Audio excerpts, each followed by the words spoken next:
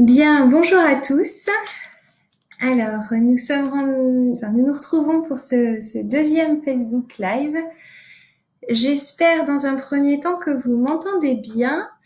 Et donc, pour ça, je vais vous demander de me préciser en commentaire si vous êtes bien là, en sachant que j'ai un tout petit peu d'avance là. On n'est pas encore tout à fait à 17 heures. Donc, n'hésitez pas à me dire si vous m'entendez bien et si vous me voyez bien également.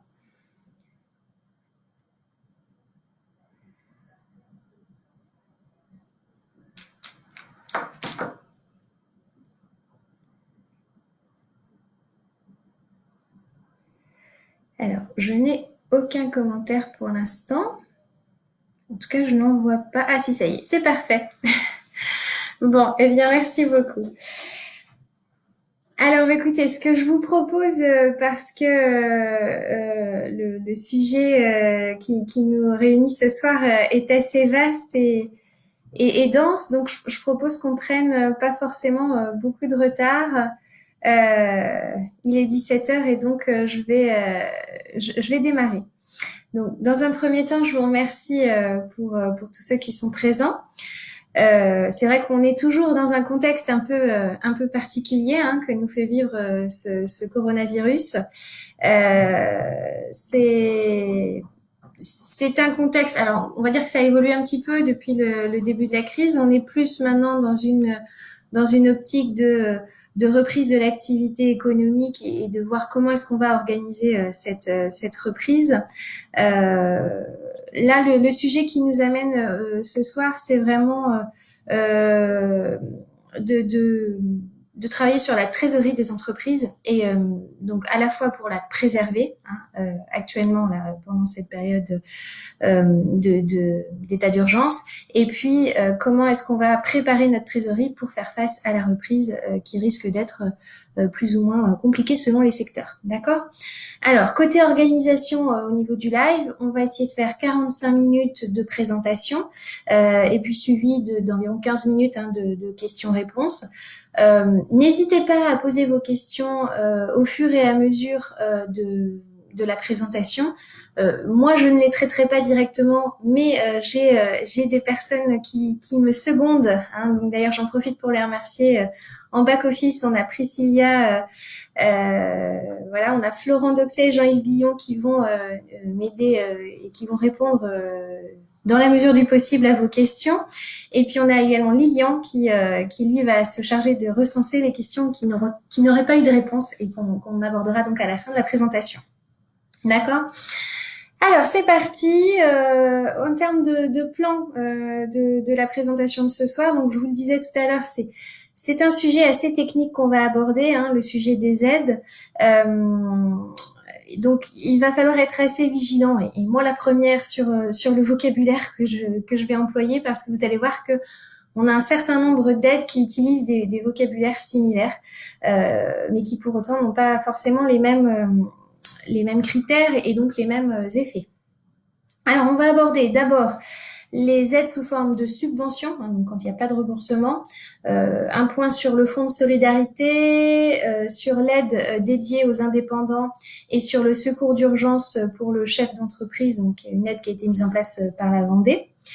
Et puis ensuite, on passera sur le volet des aides régionales sous forme de prêts ou avances remboursables. Donc, le fonds territorial résilience, les prêts rebond, redéploiement ou les prêts atouts.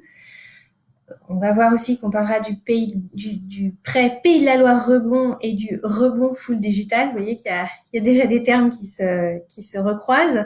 Et puis, on abordera également enfin rapidement le prêt garanti par l'État. Alors, c'est parti pour les aides. Donc, on commence par les aides sous forme de subvention. Donc, qui dit subvention dit que vous n'aurez pas à reverser les fonds reçus. Donc, premier état des lieux sur le fonds de solidarité qui a évolué là pour la reconduction du mois d'avril. Donc, le fonds de solidarité, pour rappel, il est décomposé en deux volets. Le premier volet, c'est une aide de 1 500 € maximum par mois qui correspond en fait à une indemnisation de perte de chiffre d'affaires pour les entreprises de moins de 10 salariés. avec un chiffre d'affaires inférieur à 1 million d'euros et avec un résultat imposable, retraité de la rémunération du dirigeant et des charges sociales du dirigeant, inférieur à 60 000 euros. D'accord? Donc ça, c'était le dispositif tel que vous l'avez connu pour le mois de mars. Il est reconduit pour le mois d'avril et il y a des précisions. D'une part, c'est un dispositif qui est maintenant ouvert aux entreprises en difficulté. C'est-à-dire que même si l'état de cessation des paiements a été déclaré avant le 1er mars 2020, c'est possible de faire appel à ce fonds, sauf si vous êtes déclaré, si la société a déjà été mise en liquidation judiciaire. D'accord ? Autre chose, au niveau de la perte de chiffre d'affaires. Vous savez que il fallait, pour pouvoir bénéficier de cette aide, soit être fermé pour raison administrative, soit subir une perte de plus de 50% de son chiffre d'affaires. Eh bien, pour le mois d'avril, on va pouvoir comparer le chiffre d'affaires du mois d'avril 2020 avec soit le chiffre d'affaires du mois d'avril 2019, soit le chiffre d'affaires mensuel moyen de l'année 2019. Donc ça permet de lisser, en tout cas s'il y a eu des évolutions dans l'activité au cours de l'année 2019 qui auraient pu faire que finalement c'était un peu idiot de comparer ces deux périodes-là parce qu'elles n'étaient pas similaires. Et bien là au moins ça permet d'effacer cette distorsion-là.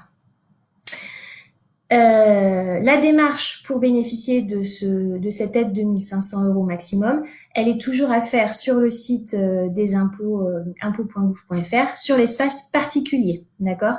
Et donc pour le mois d'avril, elle sera à faire entre le 1er mai et le 31 mai 2020. Donc, premier volet, aide de 1 500 €. Deuxième volet, une aide complémentaire à ces 1 500 € qui est destinée aux entreprises qui rencontrent d'importantes difficultés de trésorerie. Donc, il faut, pour pouvoir bénéficier de cette aide complémentaire, avoir au moins un salarié, être dans l'impossibilité de régler ses dettes dans les 30 jours suivants et avoir eu un refus de prêt de trésorerie par une banque. Cette aide, dans la version initiale du décret, était de 2 000 €. Elle est maintenant augmentée, c'est-à-dire qu'elle sera de 2 000 € pour les entreprises qui ont un chiffre d'affaires inférieur à 200 000 €, 3 500 € pour celles dont le chiffre d'affaires sera entre 200 et 500 000, et 600 000, pardon, et 5 000 € pour les entreprises ayant un chiffre d'affaires supérieur à 600 000 €. D'accord ? Pour ce deuxième volet, la demande là est à réaliser sur le site de la région des Pays de la Loire. Vous, normalement, en allant sur le site de la région, vous trouvez le lien, mais sinon c'est pdl-soutien-tpe.mgcloud.fr. Voilà, ça c'est pour le fonds de solidarité. Alors, autre subvention mise en place, c'est une aide pour les indépendants. Alors qui peut avoir différents noms, mais vous allez souvent la retrouver avec le vocable de l'aide CPSTI pour Conseil de la protection sociale des travailleurs indépendants. Donc c'est une aide qui ne sera, attention à ne pas confondre avec une autre aide gérée par ce conseil, je le développerai un peu plus tard. Donc cette aide, elle s'adresse à qui ? Eh bien, elle s'adresse aux indépendants qui relèvent du régime de retraite complémentaire des indépendants. Donc, c'est-à-dire aux artisans, aux commerçants et éventuellement à leurs conjoints collaborateurs. Mais par contre, on exclut les professions libérales qui, en général, ont d'autres caisses de retraite, comme par exemple la CIPAV. Et on exclut évidemment également les dirigeants de SAS qui sont assimilés salariés et qui ne sont pas indépendants. Donc, pour pouvoir bénéficier de cette aide, il faut être donc indépendant relevant du régime de retraite complémentaire des indépendants, avoir été immatriculé avant le 1er janvier 2019 et être toujours en activité au 15 mars 2020. L'aide, en quoi elle consiste ? Eh bien, c'est une subvention à hauteur des cotisations sociales de retraite complémentaire qui ont été versées au titre de l'année 2018, plafonnées à 1 250 €. D'accord ? Ces 1 250 € seront nettes d'impôts et nettes de charges sociales. Cette aide, elle est cumulable avec le fonds de solidarité, le premier volet qu'on vient de voir précédemment. Et pour une fois, il n'y a aucune démarche à faire. Elle sera versée automatiquement via l'URSSAF des indépendants à la fin du mois d'avril. Attention, cette aide ne doit pas être confondue avec l'action sociale de la sécurité sociale des indépendants, hein, qui est également pilotée par ce CPSTI, hein, le Conseil de la protection sociale des travailleurs indépendants. Mais pour ce dispositif-là, il faut soumettre un dossier, remplir un formulaire, expliquer quelle est la perte de chiffre d'affaires, quelles sont les difficultés financières rencontrées. Et cette aide-là, elle n'est pas cumulable avec le fonds de solidarité. D'accord ? Alors, troisième aide sous forme de subvention, c'est le secours d'urgence du chef d'entreprise. Donc là, les deux précédentes, elles étaient d'envergure nationale. Là, l'aide secours d'urgence du chef d'entreprise, elle a été mise en place par le département de la Vendée. D'accord ? Donc, il faut bien avoir en tête que c'est une aide à dimension sociale, puisque le département de la Vendée, depuis la loi NOTRe de 2017, ne peut pas aider les entreprises comme bon lui semble. Hein. Ils ont des règles à respecter, et donc le seul domaine d'action qui peut leur être attribué, c'est l'action sociale. Donc c'est à ce titre-là qu'ils ont créé le secours d'urgence du chef d'entreprise. Alors à qui ce fonds est destiné? Donc il y a des conditions relatives à l'entreprise et des conditions relatives au chef d'entreprise. Pour l'entreprise, il faut qu'elle soit inscrite au registre de la chambre de commerce ou au répertoire des métiers. Il faut que l'activité ait été démarrée avant le 1er janvier 2019 et il faut avoir moins de 5 salariés, en dehors des CDD et des saisonniers. Donc ça, c'est pour les conditions liées à l'entreprise. Pour les conditions liées au chef d'entreprise, alors il faut être travailleur non salarié, donc indépendant. Il faut que les revenus tirés de l'entreprise soient la source principale de revenus du dirigeant. Il faut qu'il ait perçu au titre du mois concerné 500 € maximum par personne membre du foyer. Donc on imagine une famille avec 2 parents, 2 enfants, ça veut dire qu'il faut qu'au titre du mois concerné, le foyer ait perçu moins de 2 000 € de revenus. Le chef d'entreprise ne doit pas être titulaire des minima sociaux, RSA ou minimum vieillesse par exemple, et le chef d'entreprise ne doit pas pouvoir mobiliser rapidement une épargne disponible. Donc ça, ce sont les conditions. En quoi consiste cette aide? C'est une subvention dont le montant est modulable et d'un montant maximum de 800 € par personne et par mois. 800 € par personne, parce qu'on imagine que s'il y a deux co-gérants qui remplissent chacun les conditions, ils pourront chacun bénéficier d'un montant maximum de 800 €, sauf si ces co-gérants sont en couple et vivent dans le même foyer, auquel cas l'aide pour le second sera limitée à 50% de l'aide reçue par le premier. D'accord ? Donc un montant maximal de 1 200 € par couple dirigeant. Cette aide, elle est reconductible tous les mois jusqu'à 1 mois après la fin de l'état d'urgence sanitaire. Et donc, comment faire pour bénéficier de cette aide? C'est assez simple. Il suffit d'aller remplir un formulaire en ligne, en fait, qui permet d'attester sur l'honneur qu'on respecte les différentes conditions que je viens d'évoquer. Pour les entreprises à vocation touristique, il faudra aller sur le site de Vendée Expansion. Pour les artisans, ce sera sur le site de la Chambre des métiers et de l'artisanat. Et pour les commerçants, ce sera sur le site de la CCI. Hein. Une fois qu'on a rempli ce formulaire, qui est vraiment très très simple, hein, les conditions sont listées et on atteste sur l'honneur qu'on les a bien... voilà, qu'on y répond. Ensuite, il y a une commission hebdomadaire qui statue sur les demandes et qui décide d'attribuer ou non et quelle somme elle attribue. Le versement se fait ensuite très rapidement. Voilà sur le volet des aides sous forme de subventions. On va maintenant passer aux aides sous forme de prêts ou avances remboursables, qui là, vous allez voir, sont assez nombreuses. Alors, première aide, alors sachant que l'ordre est complètement aléatoire. Donc c'est le fonds, je vais vous parler du fonds territorial résilience. Donc ce fonds, en fait, c'est un dispositif régional mis en place par donc les Pays de la Loire et qui a vocation en fait à rassembler toutes les collectivités territoriales des Pays de la Loire qui voulaient aider les entreprises. Donc à ce fonds territorial résilience, le département de la Vendée a abondé, de même que l'agglomération des Sables, etc. Un certain nombre de collectivités territoriales ont pu abonder à ce fonds. Ça évite que chacun crée des dispositifs de son côté et ça permet d'uniformiser et de mutualiser à la fois les moyens d'instruction et puis surtout les moyens financiers. Donc, ce fonds, il est destiné aux entreprises dont l'effectif est au maximum de 10 salariés. Alors, entreprises ou associations qui sont situées dans un territoire où la collectivité a abondé. D'accord. Pour prétendre à ce fonds, il ne faut pas être éligible au fonds de solidarité que je vous ai présenté en tout début de live, et il faut avoir subi une baisse de chiffre d'affaires liée à la crise.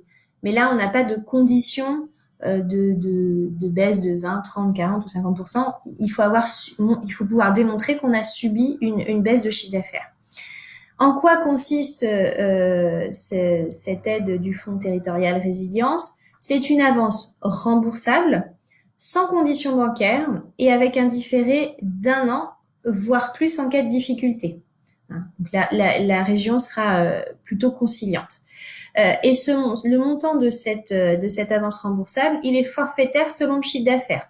Si vous avez un chiffre d'affaires inférieur à 50 000 euros, vous avez le droit à une aide de 3 500 euros. Un chiffre d'affaires compris entre 50 et 100 000 euros, ce sera une aide de 6 500 euros. Et un chiffre d'affaires compris entre 100 000 euros et 1 million d'euros, ce sera une avance remboursable de 10 000 euros. Comment faire pour bénéficier de ce dispositif-là? Eh bien, c'est une demande en ligne avec également une attestation sur l'honneur comme quoi vous remplissez les conditions sur le site résilience-paysdelaloire.fr. Ne vous ruez pas tout de suite dessus, j'ai encore vérifié tout à l'heure, il n'est pas encore disponible. Il est en cours de construction et il devrait être prochainement disponible. Alors, deuxième dispositif de prêt ou avance remboursable, c'est le prêt rebond mis en place via la région et BPI France. Alors, attention, ce prêt rebond est différent du dispositif qui lui s'appelle Pays de la Loire rebond mis en place par le Fondes, et également différent du dispositif Pays de la pardon, c'est moi qui m'y perds, rebond full digital, voilà, qui est en cours d'étude et par BPI France et la région des Pays de la Loire. Donc on en revient au prêt BPI, le prêt rebond. Alors pour qui? Pour les PME au sens de la réglementation européenne. Qu'est-ce qu'une PME au sens de la réglementation européenne? Une entreprise avec un effectif inférieur à 250 salariés et un chiffre d'affaires inférieur à 50 millions d'euros ou un total de bilan inférieur à 43 millions d'euros.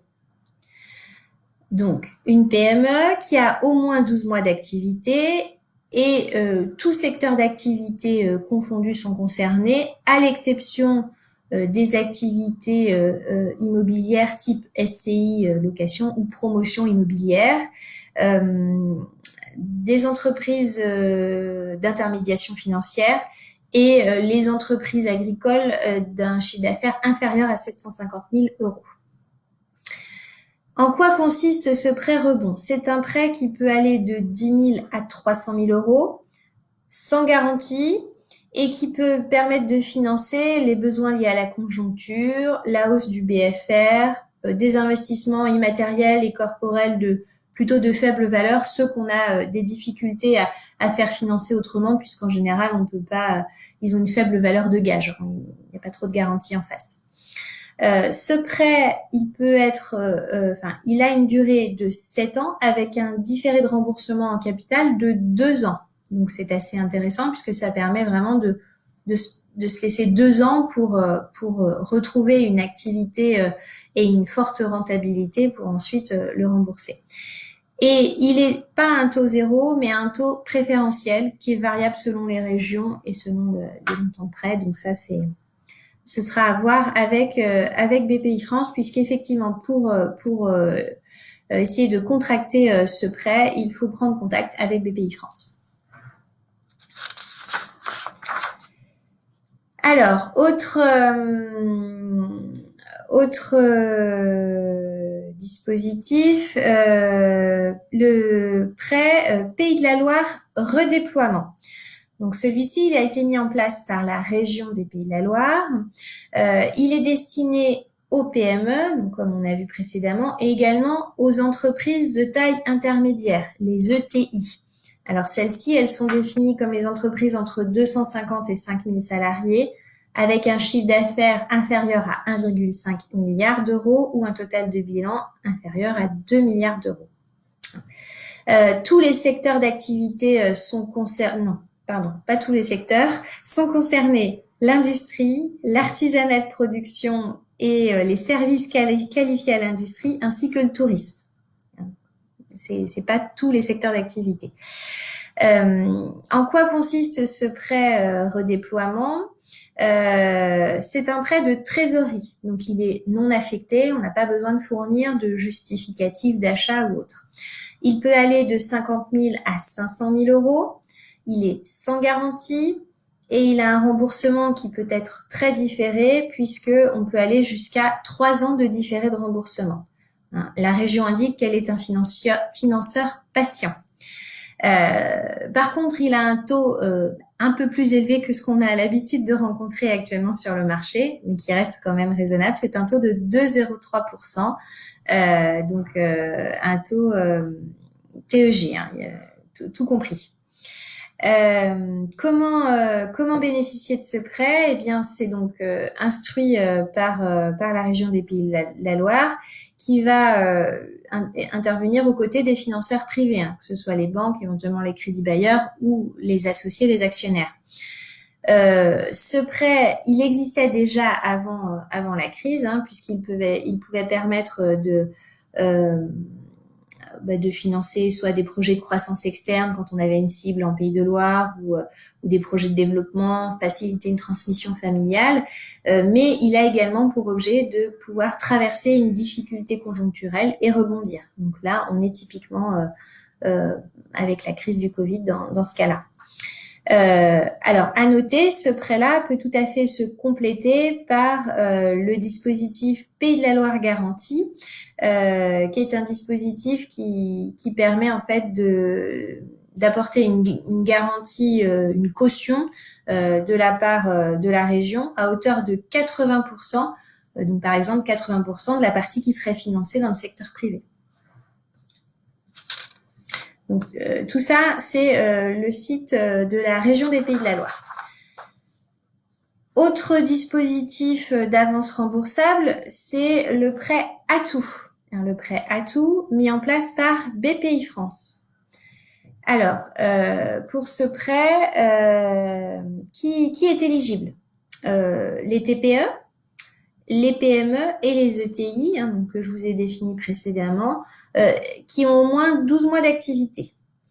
Et tous les secteurs sont concernés, sauf les secteurs immobiliers, SCI, promotion immobilière, les entreprises d'intermédiation financière, les entreprises agricoles de moins de 750 000 euros de chiffre d'affaires, et sont également exclus du dispositif les entreprises en difficulté, c'est-à-dire qui ont déclaré un état de cessation des paiements. Alors, en quoi consiste ce prêt Atout? C'est un prêt qui peut aller de 50 000 euros à 5 millions d'euros. voire à 15 millions d'euros pour les ETI. Prêt sans garantie d'une durée de 3 à 5 ans avec un différé de remboursement qui, lui, peut être de jusqu'à 12 mois. Taux fixe ou variable, là, ce sera à voir en fonction des cas. Et il peut permettre de financer un besoin ponctuel de trésorerie ou une augmentation exceptionnelle du BFR liée à la conjoncture. Donc, il faut, pour pouvoir bénéficier de ce dispositif-là, instruire le dossier avec BPI France, qui interviendra forcément aux côtés d'une banque sur le principe de 1 euro prêté par la banque, 1 euro prêté par BPI France. Ça va, j'espère que vous me suivez toujours. J'ai l'impression de... Toujours la difficulté du live, c'est que j'ai pas forcément les retours.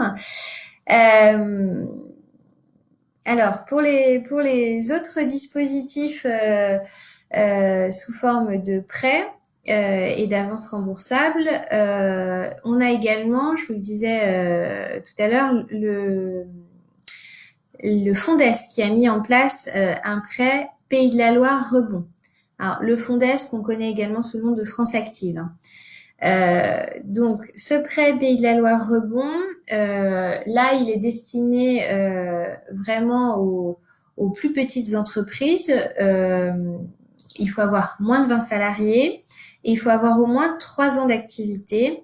Alors, je dis entreprise, mais ça peut être également association dès lors qu'il y a emploi de salariés. Et pour pouvoir bénéficier de ce dispositif, il faut être en difficulté. L'objectif de ce prêt-là, en fait, ça va être d'accompagner l'entreprise pour mettre en place un plan de retournement, un plan d'action pour se remettre en selle, si vous voulez. Et donc, ça va être assez rapide. Donc, le principe de ce dispositif-là, Pays de la Loire Rebond, c'est un rendez-vous avec un conseiller de France Active pour parler de ce plan d'action, un cabinet spécialisé qui intervient pour la mise en place du plan d'action et une avance de trésorerie à 0% sur 6 mois. D'accord ? C'est le temps, en fait, de pouvoir mettre en place le plan d'action. L'objectif, c'est de maintenir l'accompagnement bancaire pendant cette période de difficulté et pour pouvoir mettre en place ce plan d'action. Donc là, pour pouvoir bénéficier de ce dispositif, rendez-vous sur le site du Fondes où vous trouverez soit les coordonnées mail ou téléphone pour pouvoir instruire ce dossier-là. L'autre dispositif qui là n'est pas encore en place et qu'on espère voir au niveau de la région des Pays de la Loire, et j'ai encore eu juste avant le rendez-vous la confirmation que c'était pas encore prêt au niveau de la région des Pays de la Loire, mais j'ai bon espoir donc je vous en parle quand même. C'est le prêt dit rebond full digital. Donc ce prêt-là, il est mis en place en partenariat avec BPI France et ce sera également la région des Pays de Loire et le concours de l'Ordre des experts comptables. C'est pour ça que j'ai espoir qu'il soit opérationnel rapidement. Pour qui ce prêt-là est destiné? Alors, pourquoi je vous en parle déjà? C'est parce que certaines régions l'ont déjà mis en place en France. En Auvergne et dans le Grand Est, ce prêt a déjà été mis en place et donc ces critères sont déjà définis.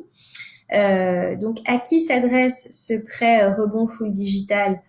Aux TPE, aux PME de tout secteur, sauf ceux qu'on a exclus précédemment, SCI, promotion immobilière, intermédiation, etc.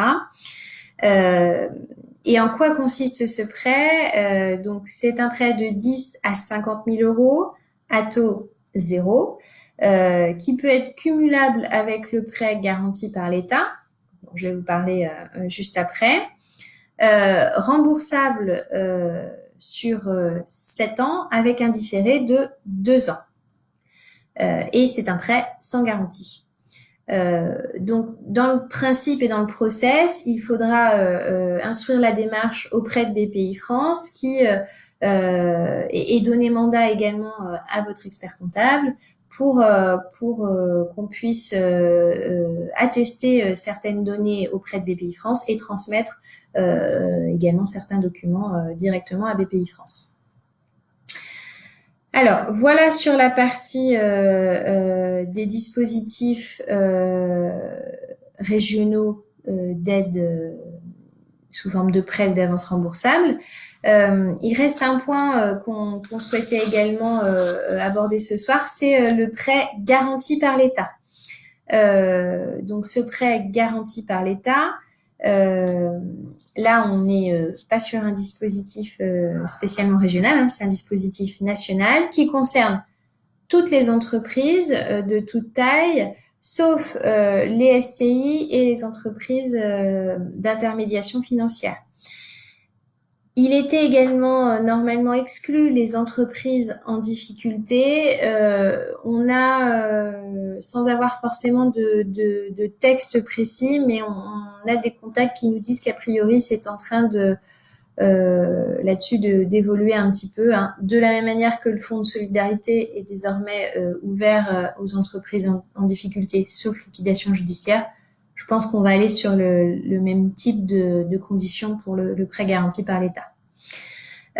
Donc ce prêt, en quoi il consiste? C'est un prêt bancaire, là, hein. Vous allez voir votre banque historique ou vos banques historiques si vous en avez plusieurs.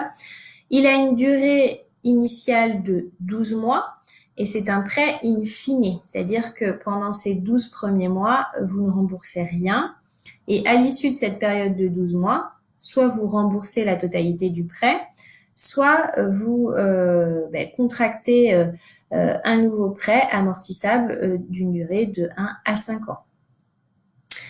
Ce prêt de 12 mois, il est à taux 0, auquel on va rajouter un coût lié à la garantie accordée par l'État. Donc cette garantie, en fait, c'est BPI France qui l'accorde et ça va, alors généralement pour la plupart des entreprises, c'est avec une garantie à hauteur de 90%. Pour les plus grandes entreprises, ce sera limité à 70%. Et donc cette garantie, là encore pour la majeure partie des entreprises, elle sera à un taux de 0,25% pour la première année. Et ensuite, ce taux pourra évoluer selon les modalités de remboursement que vous définirez si vous repartez sur un prêt à l'issue de la première période de 12 mois. Le montant de ce prêt garanti par l'État, il est limité à 25% du chiffre d'affaires. C'est pour ça qu'on parle souvent de 3 mois de chiffre d'affaires. Comment est-ce qu'on fait pour bénéficier de ce dispositif-là? Eh bien, il faut d'abord prendre contact auprès de votre banque qui, la plupart maintenant, ont mis en place des petits dossiers pour pouvoir instruire les demandes rapidement, hein. Donc, elles demandent un certain nombre d'informations et elles vous donnent un préaccord. Une fois que vous avez obtenu ce préaccord, vous allez sur le site de BPI France sur la partie attestation PGE en fait, et vous demandez, il y a un formulaire à remplir, hein, là encore assez simple, numéro de tirette, etc. Vous demandez votre attestation auprès de BPI France qui va vous attribuer un numéro unique si elle accepte effectivement de vous garantir. Et avec ce numéro unique, vous retournerez voir votre banquier qui pourra débloquer les fonds et mettre en place le prêt de manière définitive. Alors, ce qu'on peut dire sur ce prêt garanti par l'État, c'est que il vaut mieux avoir des capitaux propres positifs, puisque le fait d'avoir des capitaux propres négatifs va être un point assez bloquant au niveau de BPI France pour pouvoir accorder la garantie, hein. C'est pas de la mauvaise volonté de leur part, mais là encore, c'est des problématiques de réglementation européenne. Il sera beaucoup plus simple d'obtenir aussi ces garanties pour les entreprises qui ont une cote au niveau de la Banque de France, qui font partie des cotes. Alors c'est 3 plus les cotes 3. Est-ce que j'ai ça ici? Hop, les codes 3++ et 5+, enfin, entre 3++ et 5+, vraiment, enfin, pour moi, il y aura aucune difficulté à obtenir ce PGE. Pour les autres, ça demandera une étude un peu plus poussée au cas par cas. Voilà, ça demandera peut-être de faire des plans de trésorerie plus approfondis, etc. Autre précision, quand on a un groupe de sociétés, il est possible de demander ce prêt garanti par l'État au niveau de la holding, de la société mère, qui ensuite se charge de répartir les fonds à ces différentes filiales en fonction des besoins des unes et des autres. Alors, voilà moi ce que je pouvais vous dire. Finalement, je me rends compte que j'ai été plus rapide que prévu. Voilà ce que je voulais vous dire en tout cas sur l'ensemble des dispositifs d'aide, plutôt aide départementale et régionale. Mais bon, c'est vrai qu'on a un peu transgressé avec quelques dispositifs nationaux. Alors, on va peut-être maintenant prendre le temps des questions. Alors, je prends connaissance des questions qui ont été mises en place. Alors, au niveau de l'aide départementale, pour le conjoint collaborateur, pour moi, oui, cette aide est tout à fait... donc, on parle du fonds d'urgence, du secours d'urgence pour le chef d'entreprise. Un conjoint collaborateur peut tout à fait demander à bénéficier du dispositif sous réserve qu'il remplisse les conditions de revenus qu'on a évoquées, donc les moins de 500 euros par personne membre du foyer. S'ils sont que deux, le dirigeant et le conjoint collaborateur, on va dire que ce sera donc 1 000 euros pour le foyer. Alors, j'ai une autre question. Quels sont les prêts qui peuvent se cumuler? Alors, effectivement, on a certains où on a des précisions sur le fait que typiquement le prêt full digital peut se cumuler avec le prêt garanti par l'État. Après, j'ai pas forcément de restrictions sur les autres dispositifs. À chaque fois, la restriction, ça va surtout être de se dire, ça reste des prêts, il faudra donc les rembourser. Donc attention aux capacités de remboursement. L'idée n'est peut-être pas d'aller chercher tous les dispositifs possibles. Voilà, il faut plutôt trouver celui qui sera le plus adapté et qui vous permettra d'aller, en tout cas, de retrouver une trésorerie nécessaire à l'exploitation et c'est surtout là le cœur du sujet en fait, c'est de se dire bon là on a quelques dispositifs sous forme de subventions pour nous permettre de passer cette période extrêmement creuse. Alors, on n'en a pas parlé là, mais il y a un certain nombre d'autres choses qui ont été mises en place, avec des reports d'échéances bancaires, etc. Donc, actuellement, on va dire que entre le chômage partiel et les reports d'échéances, pour certains, les reports de loyers qui ont pu être mis en place, on limite les sorties de trésorerie actuelles. C'est bien, c'est ce qui permet de passer la crise. Derrière, il va surtout maintenant falloir aussi réfléchir à comment ça va se passer après, une fois qu'on va reprendre petit à petit l'activité. Les encaissements vont peut-être mettre un peu de temps à venir, d'une part parce que vos clients auront également connu des difficultés. Peut-être qu'ils seront un peu plus frileux à se lancer dans certains projets et donc ils ne feront pas forcément appel à vos services aussitôt. On ne sait pas encore comment va réagir un petit peu tout le milieu économique. Donc attention à bien étudier quelles peuvent être les conséquences d'une reprise très lente de l'activité.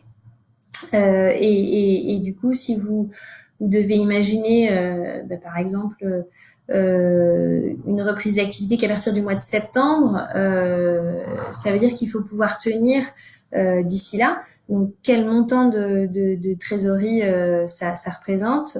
Est-ce que vous avez assez de trésorerie de côté pour pouvoir subsister, ou est-ce qu'il faut au contraire aller chercher un ou deux types d'aides, mais je pense pas qu'il faille non plus tous les additionner. Alors, est-ce qu'il y a d'autres questions? Je n'en ai pas plus que ça. Alors, Lilian, je fais appel à toi. Est-ce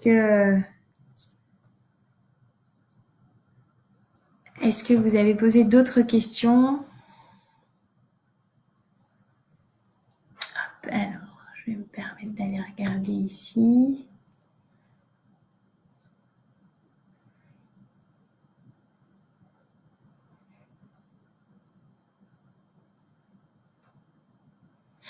Alors, je vois qu'il y a une question sur des pénalités, mais a priori, on vous a répondu. Bon, bah, c'est parfait. Donc, il y a pas d'autres questions. Ça veut dire, je l'espère, que j'ai été claire.